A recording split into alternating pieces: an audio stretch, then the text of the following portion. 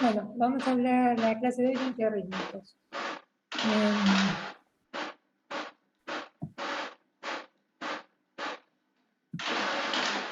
Los objetivos de la clase de hoy, vamos a hacer una pequeña revisión fisiológica del sistema de conducción cardíaco, de la fisiopatología de las arritmias y su clasificación.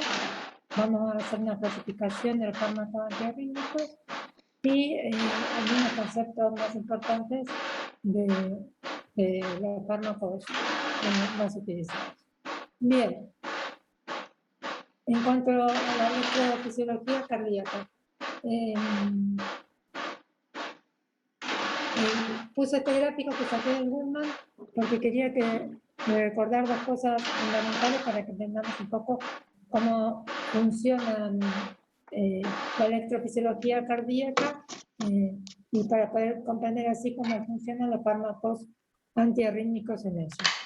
Para empezar, en reposo, las células cardíacas en reposo fundamentalmente son permeables al potasio.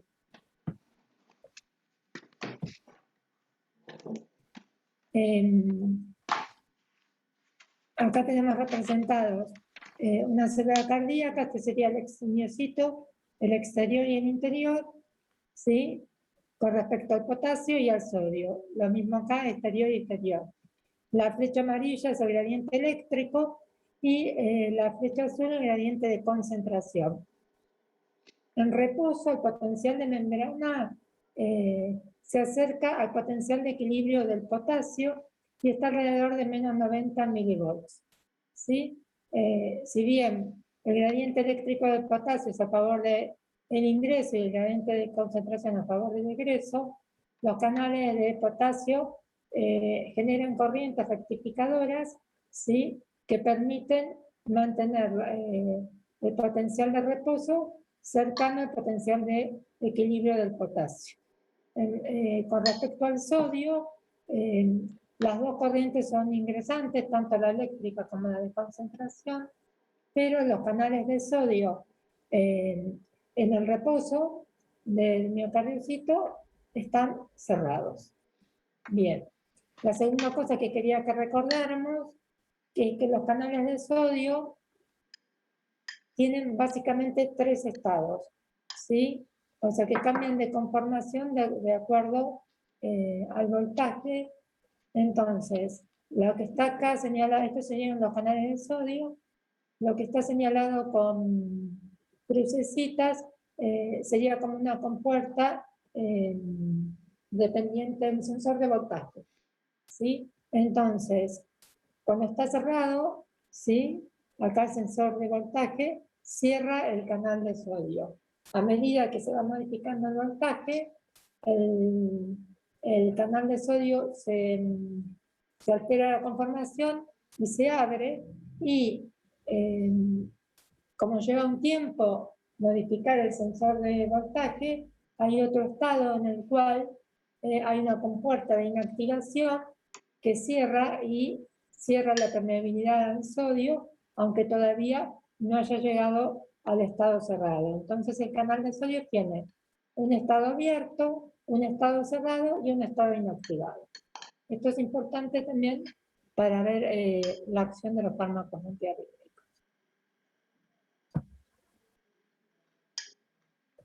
Espera un segundito, que sigue llegando gente.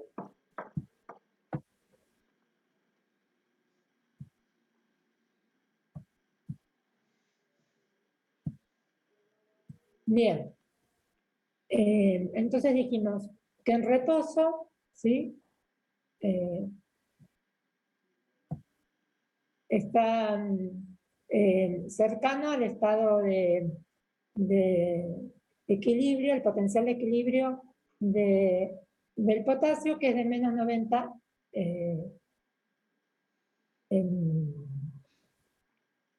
milivolts. Y está entonces la célula polarizada, ¿sí? Cuando llega el potencial de acción,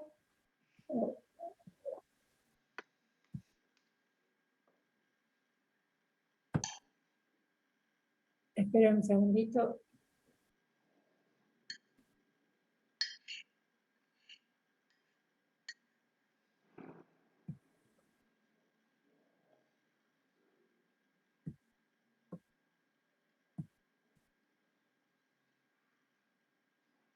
Cuando se genera el potencial de acción, se produce una despolarización rápida, ¿sí? Que sería la fase cero del potencial de acción.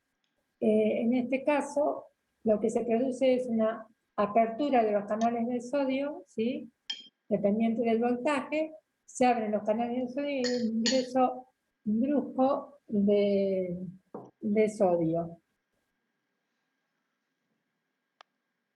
que sigue el gradiente eléctrico y químico, que como vimos en el gráfico anterior, los gradientes de concentración eléctrico, que en los dos casos es hacia adentro de la célula, ¿sí? Entonces ingresa sodio hasta llegar más o menos a los más, hasta acercarse, digamos, al equilibrio del sodio, que está alrededor de más 60 milivolts, aunque no llega a alcanzar eso, primero porque hay una fase 1, que es una apertura con salida de potasio y cloro, que es leve, después una fase de meseta donde predomina el ingreso de calcio, una fase 3 en la cual se repolariza la célula, que depende fundamentalmente del ingreso de potasio, y una fase 4 que sería la donde pasa el periodo refractario y vuelve a estar repolarizada la célula y preparada para un nuevo potencial de acción.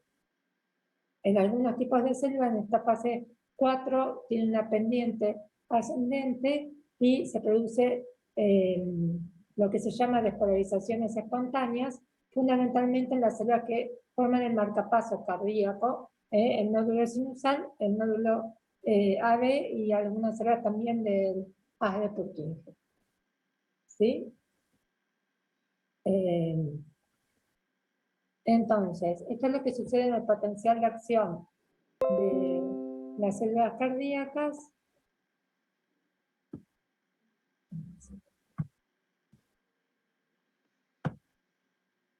Y si lo asociamos a lo que ocurre en el funcionamiento cardíaco, la fase 0 está relacionada a la fase de conducción, ¿sí? Conducción eléctrica dentro del corazón. La fase 2 es el acoplamiento, excitación-contracción, ¿sí?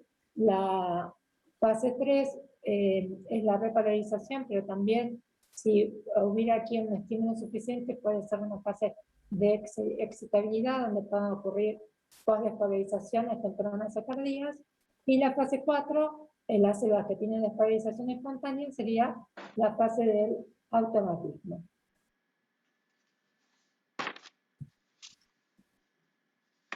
Entonces, esto es un poco lo que les mostré antes sobre los canales de sodio. Los canales de sodio están cerrados en la fase de reposo, se abren en la despolarización rápida del comienzo del potencial de acción, después pasan a estar inactivos, ¿sí? Por la compuerta de inactivación, y después gradualmente pasan al estado, se van recuperando hacia el estado cerrado. ¿Sí? A su vez, desde el comienzo de la despolarización brusca hacia el final, todo esto sería la duración del potencial de acción. En este momento, al final, el 66% de los canales de sodio estarían cerrados. ¿Sí? Aquí. Y en este momento todavía podría haber excitabilidad. Este sería el periodo refractario efectivo, en el cual todavía no es excitable, y este sería un periodo refractario relativo, cuando el 66% de los canales de sodio están cerrados, ya estaría, no sería excitable. Bien, espérame un momento.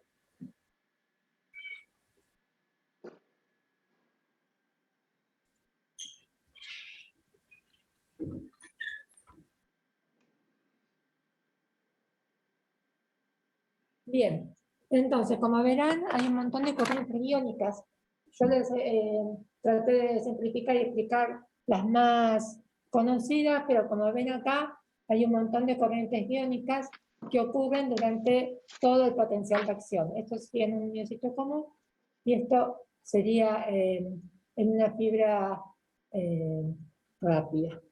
Entonces, las corrientes iónicas, como ven, son muchas, de sodio, de calcio, tipo L, y tipo T, tipo L, ¿se acuerdan? Son las que bloquean los canales, los bloqueadores de los canales de calcio que vimos como antihipertensivos y vamos a ver como antiarrítmicos. Las corrientes transitorias de salida, que son las de la fase 1. Las transitorias de salida que ocurren durante la meseta y la fase de repolarización. De ellas, sobre todo, recuerden la LKR, que está vinculada como su inactivación con la generación de arritmias. ¿Sí? De todas estas diferentes corrientes, se han identificado en muchas de ellas cuál es el gen primario que codifica las distintas proteínas que participan en sus canales, y esto permitirá, eso esperamos, desarrollar fármacos antiarrítmicos más específicos hacia diferentes corrientes. Recuerden, un pequeño recuerdo anatómico del sistema de conducción cardíaco. Generalmente el marcapaso son células que tienen despolarización espontánea y que marcan el marcapaso cardíaco. Generalmente está en la aurícula derecha a nivel del nódulo sinoauricular. ¿Sí?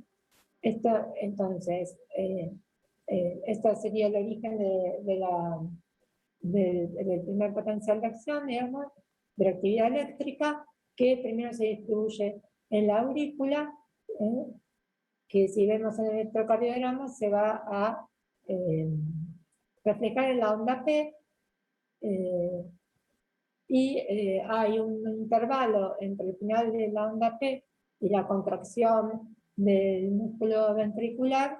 Ese intervalo permite que al contraerse la aurícula se vacíe y pase la sangre completamente hacia el ventrículo, ¿sí? Tanto del lado derecho como del lado izquierdo.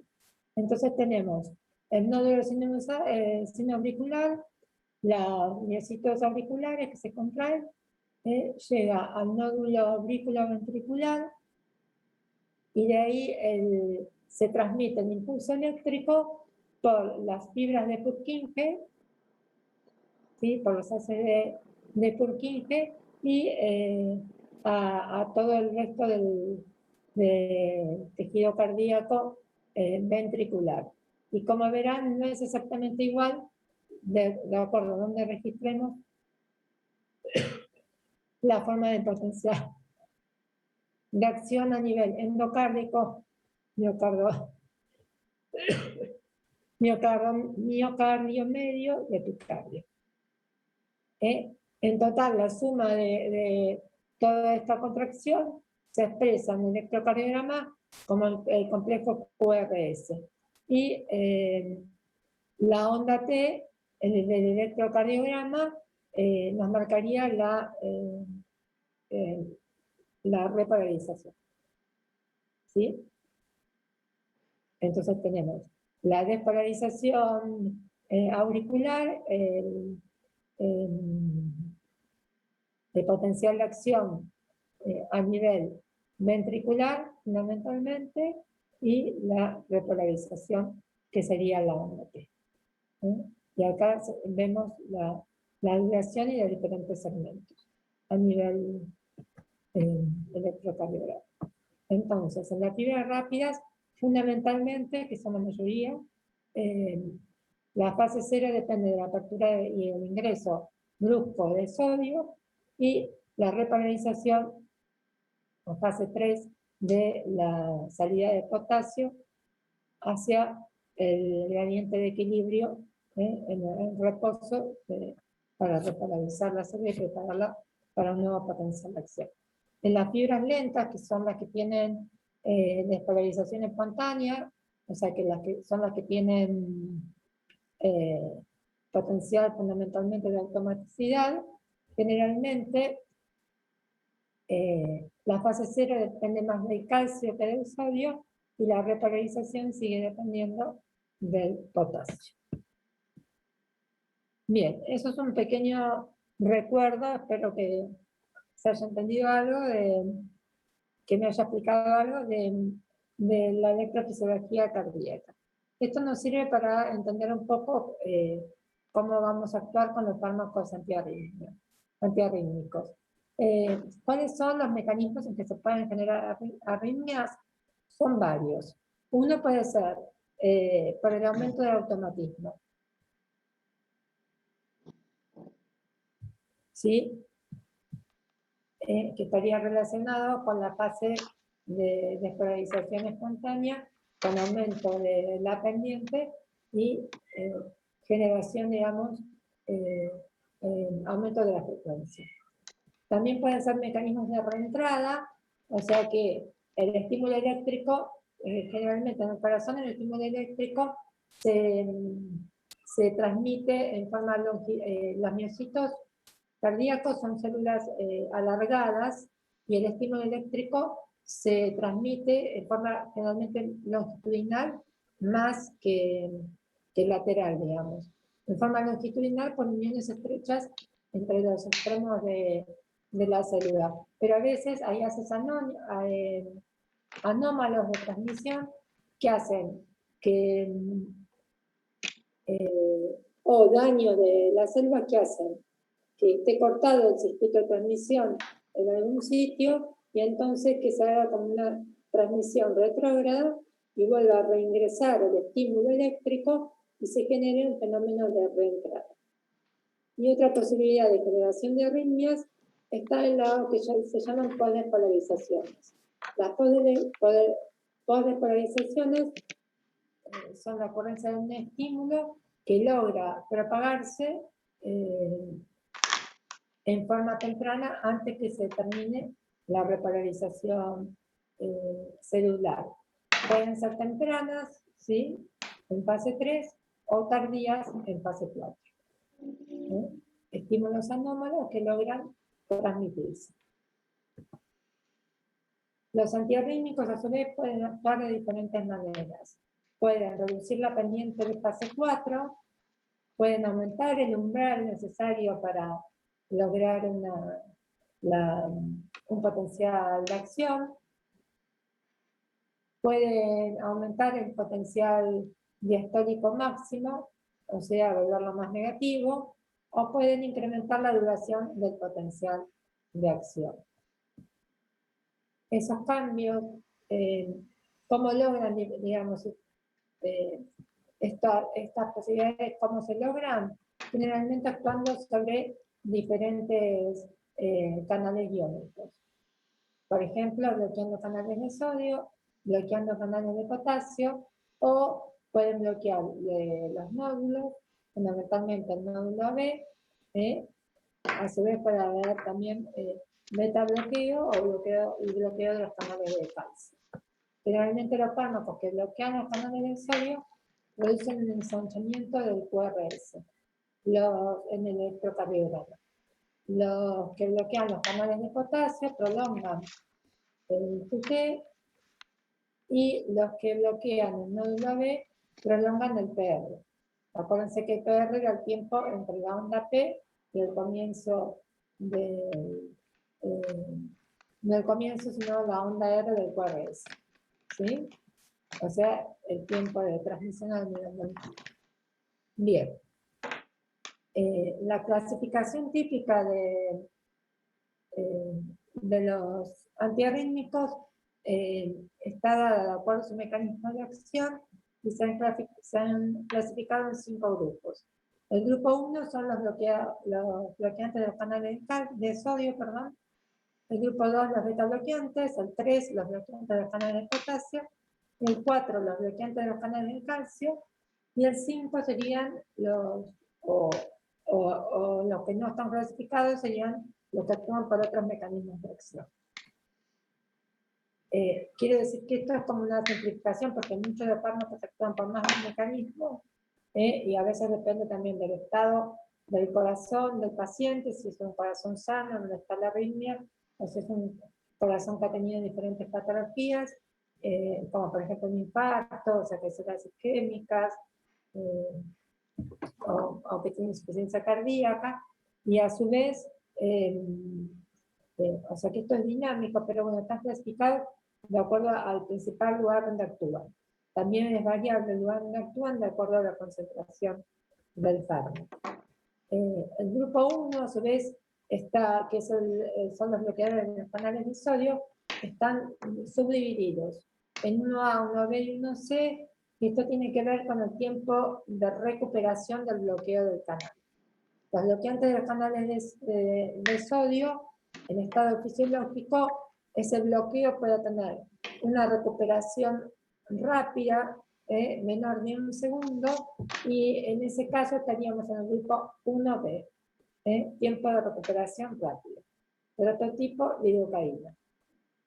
Si tiene un tiempo de recuperación muy lento, mayor de 10 segundos, estamos en el grupo 1C, el prototipo la proteína.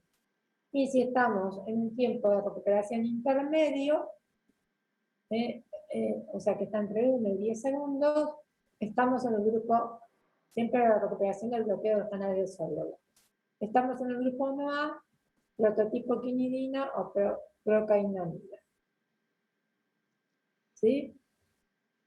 Entonces, esa es la clasificación del grupo 1, los demás, el grupo 2 serían los beta bloqueantes, propanolol, la beta-bloqueanolol. El grupo 3, vamos a ver fundamentalmente la miodarona y algunas características de los otros fármacos. El grupo 4 son los bloqueantes cálcicos, vamos a ver fundamentalmente el verapamilo como antiarrítmico, o sea, hoy vamos a ver los bloqueantes cálcicos no dihidropiridínicos, y en otros vamos a ver fundamentalmente adenosina y digoxina, en otros mecanismos de acción. Muy bien.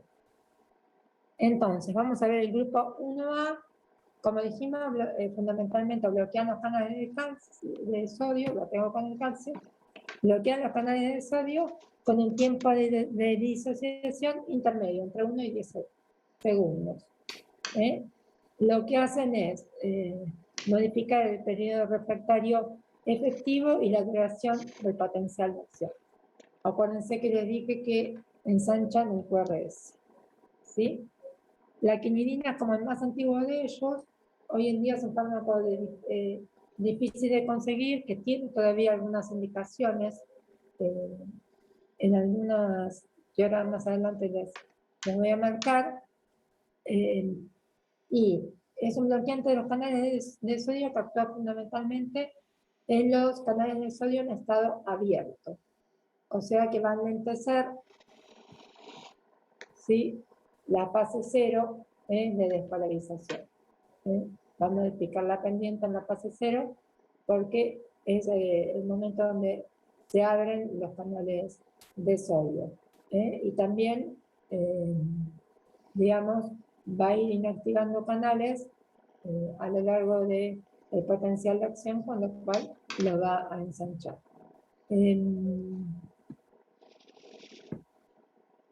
Además de bloquear los canales de sodio, la quinidina bloquea receptores adrenérgicos, sobre todo el P1, también genera bloqueo muscarínico y también, ahí hay que tener cuidado, puede bloquear canales de potasio, ¿sí? Y puede estar relacionado esto con acciones proarrítmicas.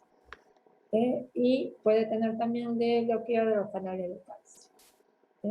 O sea que tiene muchas acciones. Se puede dar vía oral, tiene alta fracción hepática con 80% de proteínas. Se metaboliza a nivel de las enzimas de citocromo y es un inhibidor del mismo. Tiene un metabolito activo con potencia farmacológica y efecto similar. Y hasta un 20% se puede eliminar por la orina sin modificar. Hay que tener cuidado en pacientes con insuficiencia renal. Tiene mucha posibilidad de efectos adversos. el más frecuente, lejos, es la diarrea, entre 30 al 50%. Pero también hay algunas reacciones idiosincráticas y dosis independientes, como disminución de las plaquetas, trombocitopenia, hepatitis, depresión medular y síndrome simil-lupus. ¿Sí? Y también otros efectos que son dosis dependientes, que se los llama sinfonismo, que se caracteriza por cefalea, mareos, visión borrosa, trastornos en la percepción de los colores, tinnitus, trastornos de la visión, náuseas, vómitos, diarrea, confusión, y puede llegar al delirio, en caso de intoxicación. Y, como les dije, como la mayoría de los fármacos antiarrítmicos, ojo, que puede tener efectos proarrítmicos, y puede provocar la arritmia más temida, que es las torsadas de puntas, ¿sí? Torsión de puntas. La torsada de puntas es una taquicardia ventricular paroxística, que se da como en forma helicoidal, es como si cuando se contrae en forma, como si hiciera una torsión, un corazón, en una contracción inefectiva, ¿sí? En forma rápida e irregular, y cuando tiene una alta mortalidad. También puede provocar taquicardia ventricular, puede provocar también hipotensión ortostática y taquicardia paradójica. Bueno, les dije que puede inhibir el citocromo y elevar niveles de dioxina y de warfarina, que es un anticoagulante oral. Algunos inductores del citocromo pueden aumentar su degradación, puede potenciar otros hipotensores, y ojo con la droga del grupo 3, que son los inhibidores de los bloqueantes del canal de potasio, que se puede potenciar, y ojo en situación de hipocalemia porque prolonga el QT.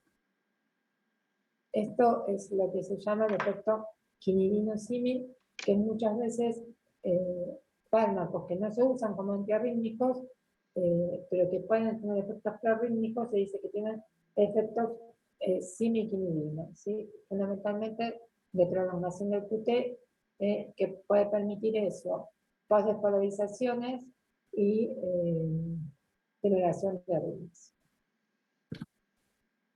Bien. Se lo usó durante mucho tiempo para la fibrilación auricular, aunque hoy en día está en desuso por la gran cantidad de efectos adversos, y está solamente reservada para casos aislados de algunas patologías, como el síndrome de Brugada, que es una patología rara, pero donde ocurre una repolarización precoz, también el síndrome de QT corto y la fibrilación ventricular idiopática. En gran cantidad de países ha quedado fuera del mercado, y si bien se usa para muy pocas patologías, todavía sigue siendo necesario, y a veces es una dificultad para, en caso de pacientes con estas patologías, conseguir el fármaco.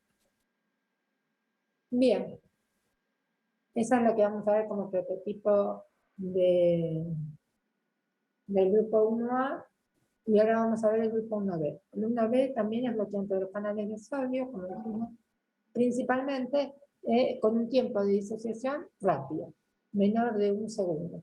Como el tiempo de disociación del bloqueo en día es rápido, van a ver que acorta el periodo refractario relativo y también acorta la duración del potencial de acción.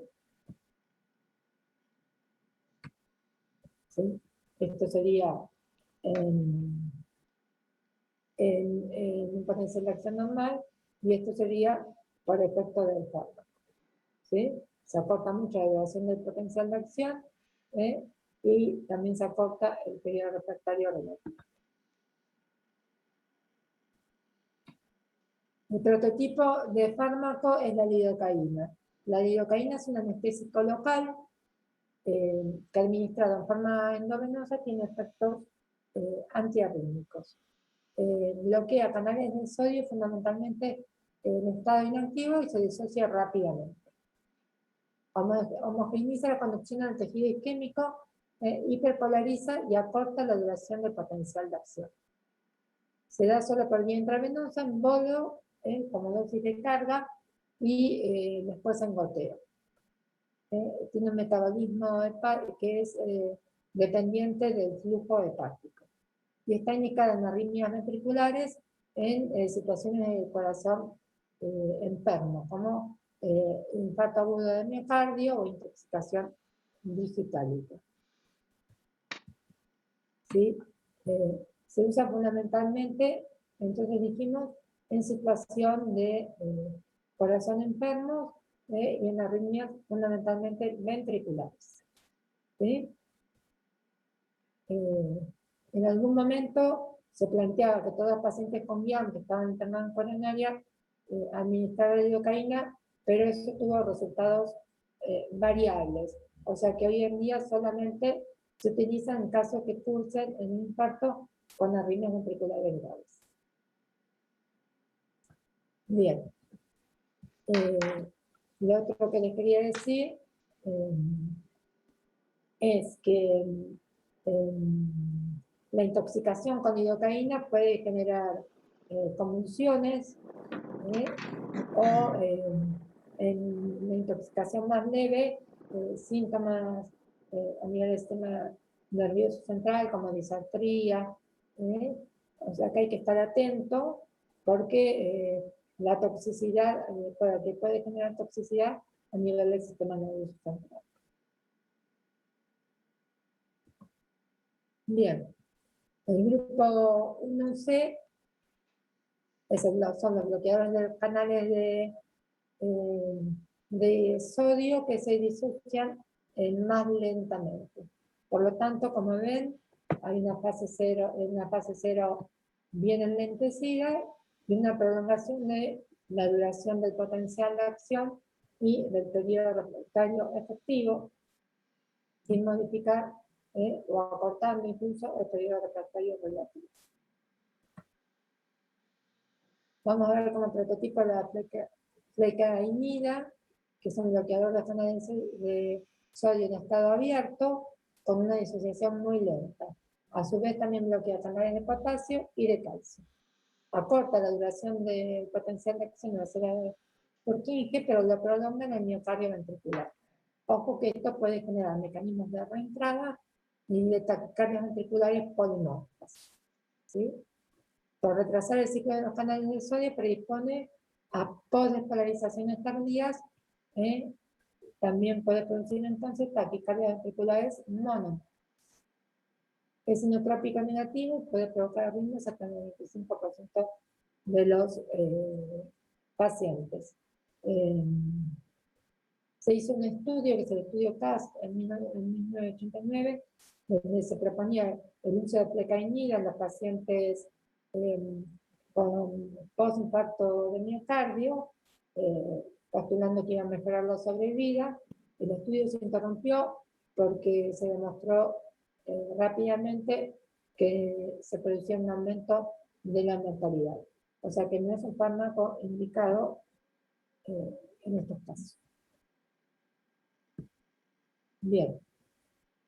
La propafenona, que está también en el grupo 1C, bloquea canales de sodio y potasio y tiene acción también beta-bloqueante. Se da vía oral, hay variabilidad genética en su metabolismo y se usa para cardioversión oral de la dirección auricular y control del ritmo. Yo presupongo que todos saben lo que es una fibrilación auricular. ¿Es así?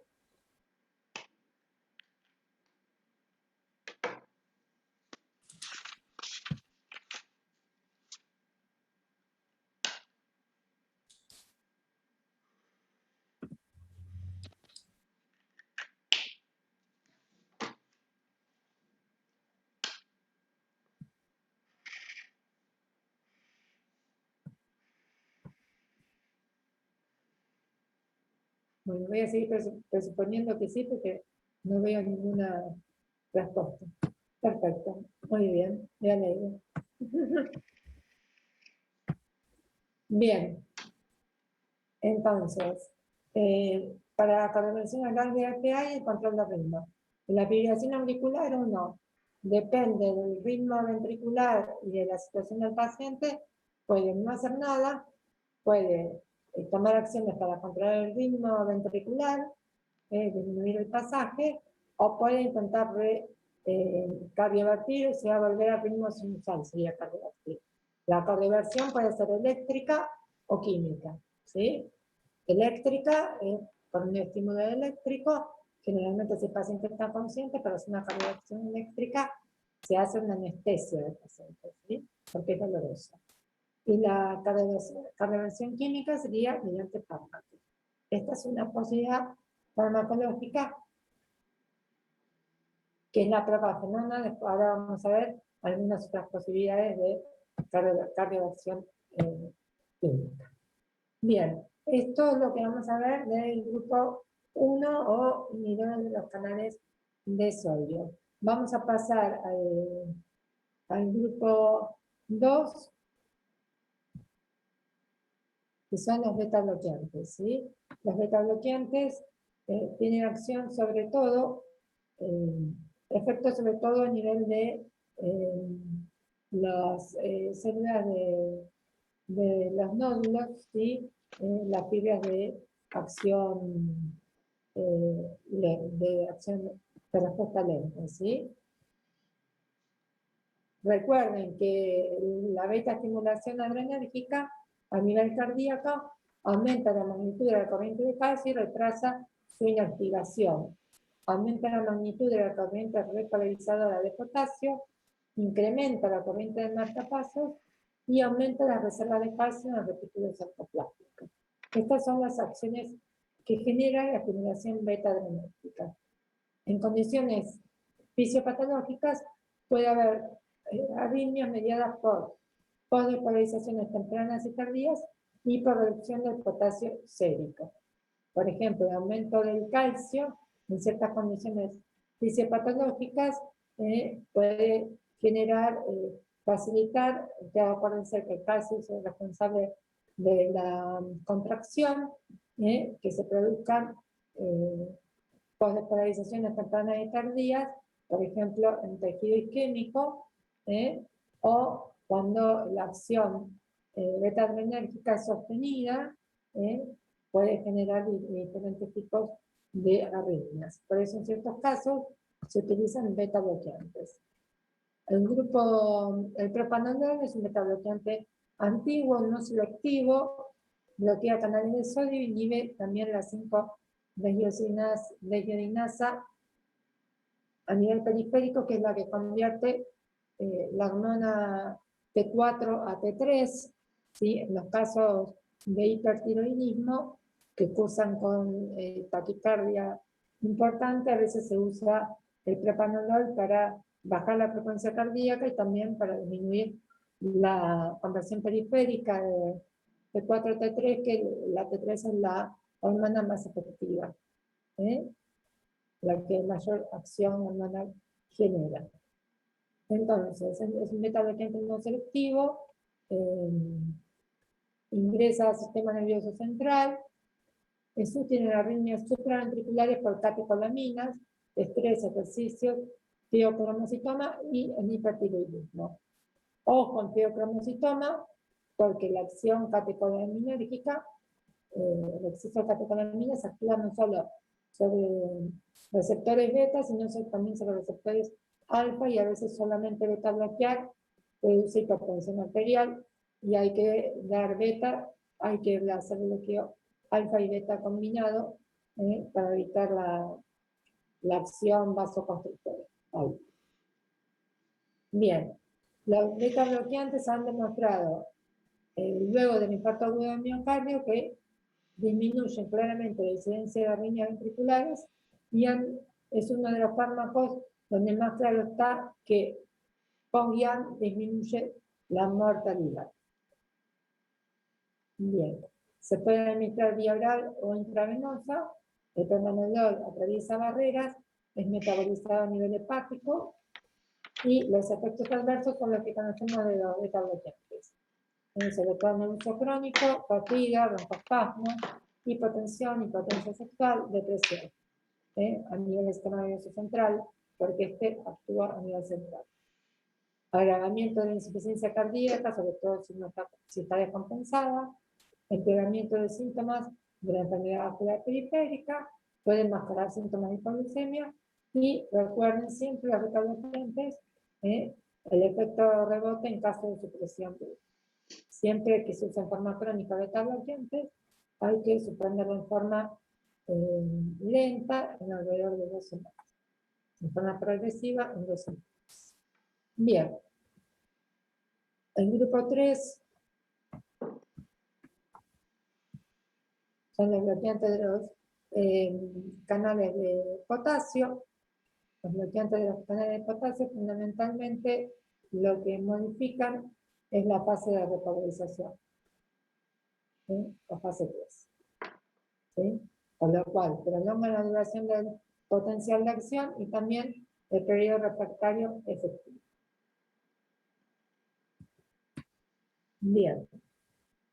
La amiodarona está catalogada acá en el grupo 3, si bien bloqueados los canales de potasio tienen varios otros efectos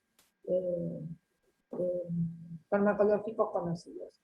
Bloquea los canales de sodio, sobre todo los inactivos, similar al grupo 1B, ¿se acuerdan de la disociación rápida con lidocaína? Bloquea canales de calcio,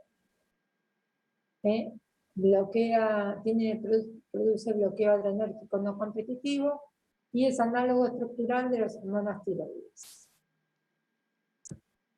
La amiodarona tiene efectos entonces de prolongación del PR, ensanchamiento o prolongación del QRS y del QT. Produce bradicardia sinusal y prolonga la refractaridad en todos los tejidos cardíacos. Se puede administrar vía oral o endovenosa. Vía oral tiene una biodisponibilidad del 30%, es muy liposoluble, tiene un alto volumen de distribución, se acumula en los tejidos, pulmón, hígado, tejido adiposo. Si uno suspende la administración, tarda mucho tiempo el organismo en deshacerse del fármaco, con una vida media muy prolongada, entre 25 a 110 días.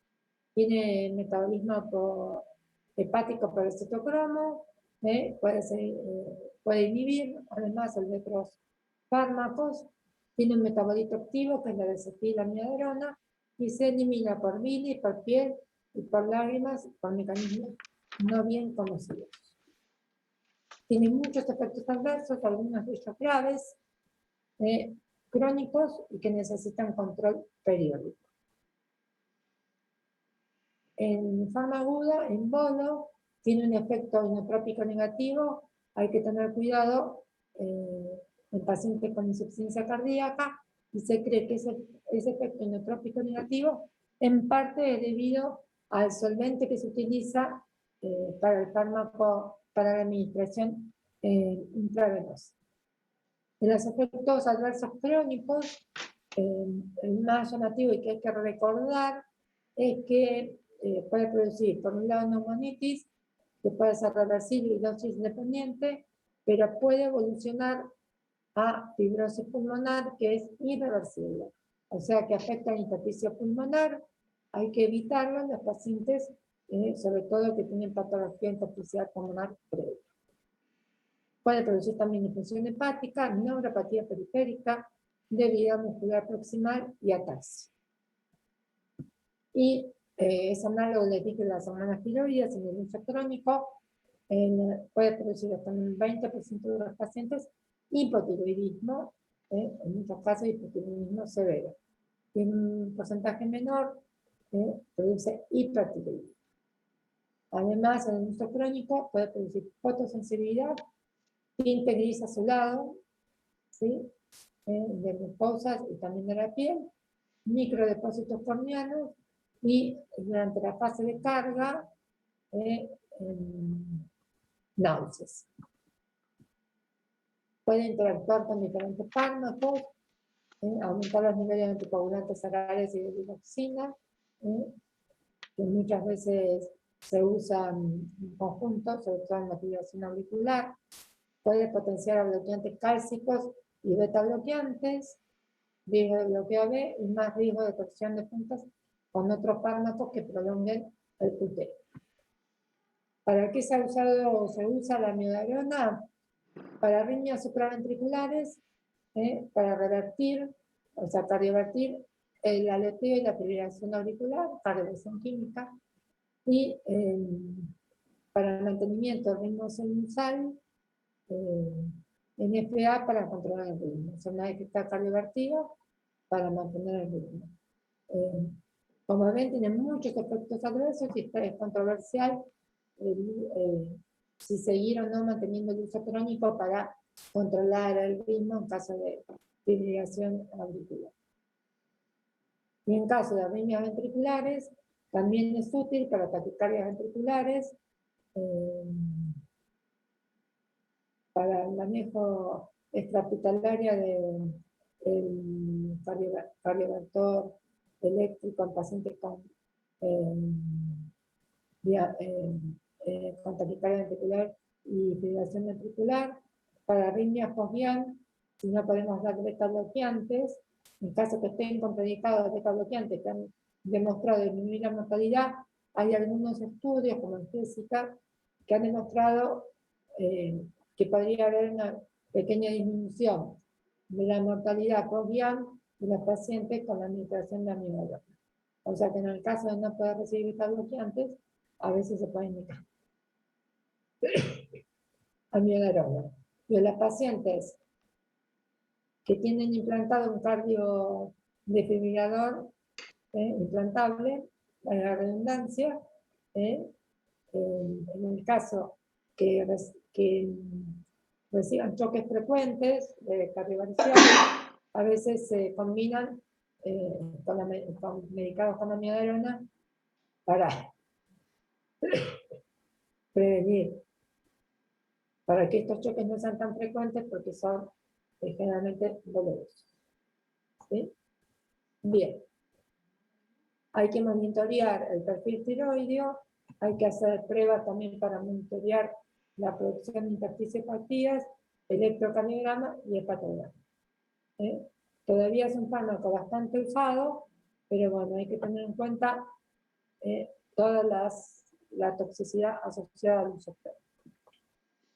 Bien, la dronedarona es un derivado de la amiodarona, no posee yodo y es más hidrosoluble, tiene menor vida media, similares efectos electrofisiológicos, es útil para mantener ritmo sinusal en la EPA, pero hay que tener cuidado en pacientes con disfunción ventricular porque ha aumentado la mortalidad. La dofetinida produce bloqueo selectivo de los canales de potasio, codificados, o sea, los que son de la corriente LKR, ¿sí? No tiene efectos hemodinámicos, tiene un buen perfil farmacocinético y es útil en pacientes con fibrilación auricular que usan con cardiopatía estructural. Prolongan el QT en dosis dependiente y lineal, y hay que monitorizar sobre todo los primeros 3 días de uso porque los pacientes tienen mayor riesgo de de tener torsadas de pecho. El sotalol es un beta bloqueante, ¿sí? Pero no selectivo, pero que además tiene una acción de bloqueo de los canales de potasio. Entonces, por eso están en este grupo 3, prolonga la duración del potencial de acción y del QT y disminuye la automaticidad, retrasa la conducción a nivel del nódulo B y prolonga la refractaridad. Útil en el tratamiento crónico preventivo de la fibrilación auricular, taquicardia ventricular y fibrilación ventricular, pero ojo, porque también aumenta el riesgo de torsadas de pecho. Y erbenacalar inhibe múltiples canales iónicos, han hecho varios estudios comparados con la amiodarona, no se acumula, no tiene efectos adversos, tiene una vida media corta, parece ser más segura, se da intravenosa en 10 minutos, y suele ser efectivo en el 40% de las fibrilaciones auriculares para revertirlas a ritmo sinusal. Puede ser útil para el manejo de la fibrilación auricular en guardia, con menor tiempo de hospitalización versus la amiodarona. Bien, esos serían los fármacos del grupo 3, bloqueadores del canal de potasio. Vamos al grupo 4, que son los bloqueadores de los canales de calcio. Entre los bloqueadores de los canales de calcio, vimos en la clase pasada, actúan sobre los canales L de calcio. Te dije que había fundamentalmente dos grupos, las dihidropiridinas, que tenían más acción a la dosis que se usaban sobre los canales los canales de calcio del músculo liso vascular, y las no dihidropiridinas que actúan más, tenían más acción sobre, acción preferencial sobre los canales de calcio a nivel cardíaco. Entonces, como antiarrítmico vamos a ver las no dihidropiridinas, fundamentalmente como prototipo el verapamilo. El litiazem también tiene algunos efectos antiarrítmicos y lo vamos a ver más como, además como antianginoso, que es la otra no dihidropiridina. El verapamilo bloquea los canales de calcio tipo L, actúa a nivel del nódulo sinusal, del nódulo auriculoventricular, con algún efecto también sobre vasos, fundamentalmente sobre coronarias, produciendo vasodilatación, y como tiene acción a nivel cardíaco, no producen taquicardia perfecta. Se pueden dar vía oral o intravenosa, se metaboliza a nivel del hígado un metabolito que tiene acción también, que es el norverapamil. Como efectos adversos en el uso, sobre todo vía oral, en forma crónica, constipación, por acción sobre el músculo liso intestinal. También puede producir hepatotoxicidad, rash y edemas. Está en contraindicado en el síndrome de Parkinson-White y está indicado solamente en arritmias supraventriculares. ¿Sí? Como les dije, también los bloqueantes clásicos son antihipertensivos, sobre todo las dihidropiridinas, y antiespinosos, sobre todo el litiazem. Como antiarrítmicos, recuerden, supraventriculares, ¿sí? Ojo, que si vamos a verapamilo y hicimos mal el diagnóstico de una arritmia ventricular, podemos causar un colapso. ¿Sí? Entonces, recordar eso. Taquiarritmias supraventriculares sostenidas, sobre todo en pacientes que no tienen una cardiopatía estructural. Esa sería la principal indicación. Bien, fármacos que actúan por otros mecanismos de acción. Vamos a ver un poco de adenosina y algo de digoxina, que van a ver también en insuficiencia cardíaca. La adenosina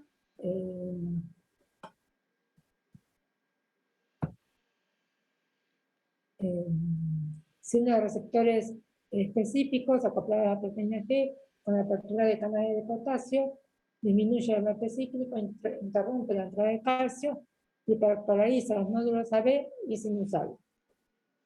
Entonces, la adenosina se da en forma de bolo intravenoso, hay que darle un bolo rápido para que llegue a nivel cardíaco, porque se dan generalmente en un vaso central, porque si se da en forma lenta, es inactivada rápidamente a nivel del endotelio vascular y no llega a actuar a nivel cardíaco. Entonces se da en forma de intravenosa en bolo rápido y tiene una vida media muy corta, se inactiva rápidamente, ¿sí? Alrededor de 10 segundos. Y se utiliza a veces como diagnóstico y a veces como tratamiento para terminación aguda de arritmias supraventriculares. Fundamentalmente, donde sospechamos que hay un mecanismo de reentrada. ¿Sí? Los efectos adversos, sobre todo lo que tenemos que recordar, Generalmente esto se da en pacientes que no tienen patología estructurada, o sea, no un infarto, una insuficiencia cardíaca descompensada, y pacientes que están con una taquicardia sostenida, supraventricular, es un ataque de arritmia, y que están despiertos. Y lo que suelen tener los pacientes es una asistolia transitoria, que es un efecto bastante feo para el paciente, como un paro cardíaco, digamos, ¿sí? Lo que sí, el paro dura muy poco, generalmente menos de 10 segundos, la mayoría se recupera a los 5 segundos de la actividad cardíaca. Ese parate lo que busca es como, digamos, volver a recuperar la actividad cardíaca normal, la actividad eléctrica cardíaca normal. Entonces, recordar eso para no asustarse si uno administra adenosina, que lo más probable es que el paciente haga un paro cardíaco de muy corta duración. Además puede producir cefalea, enrojecimiento facial, bloqueo AB, broncoespasmo, hipotensión y angor por robo coronario. Todos los efectos duran muy poco tiempo. ¿Sí? Porque es captado mediada por transportador y examinada la adenosina rápidamente. Entonces, taquicardias supraventriculares agudas. Ese sería su papel farmacológico, digamos, en la, como uso clínico.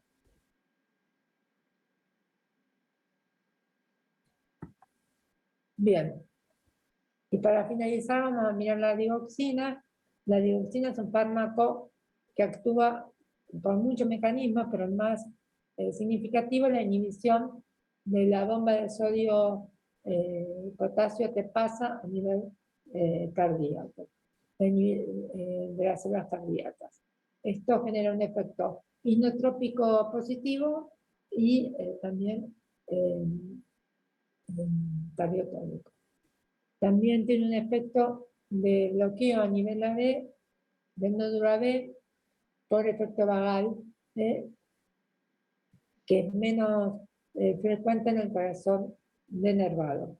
Ahora que dijimos el corazón denervado, me olvidé que la adenosina, de recordarles que la adenosina no se puede usar en caso de que la arritmia se dé en un paciente trasplantado, ¿sí?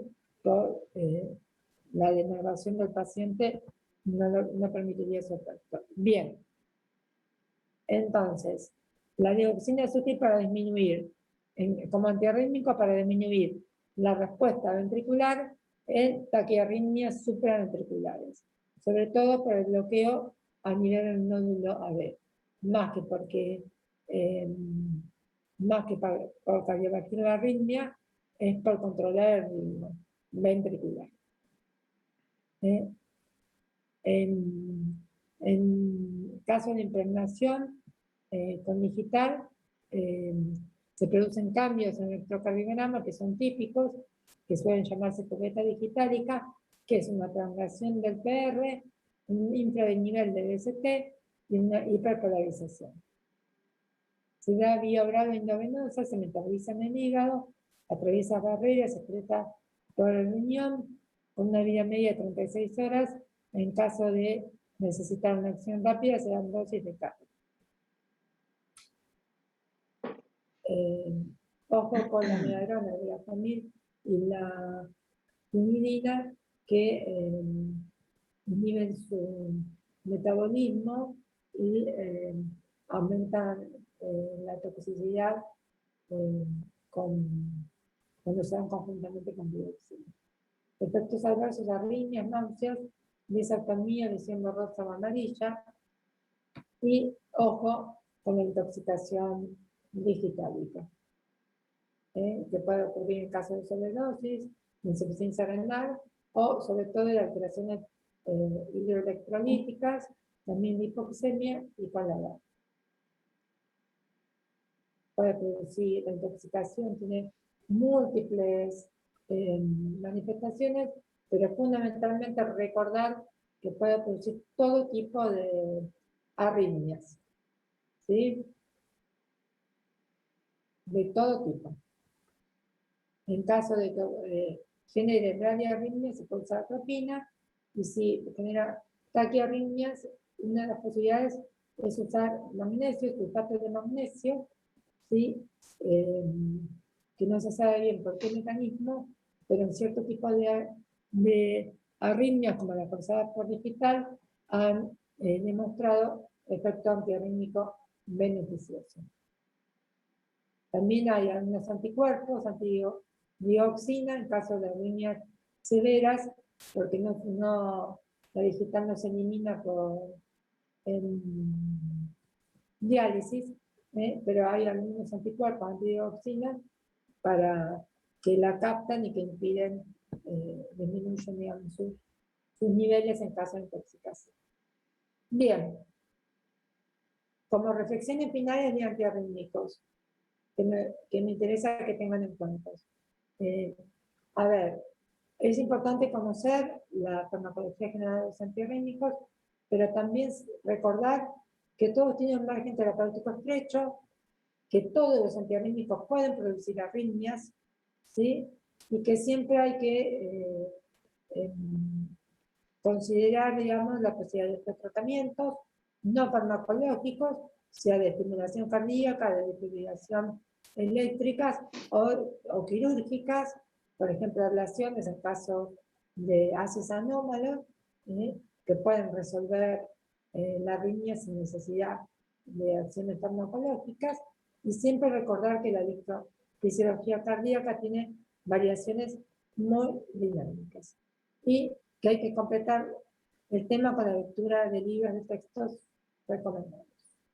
Muy bien. Gente, no sé si me quieren consultar algo. ¿Están todavía por ahí? Sí, estamos acá. Bien. ¿Alguna pregunta?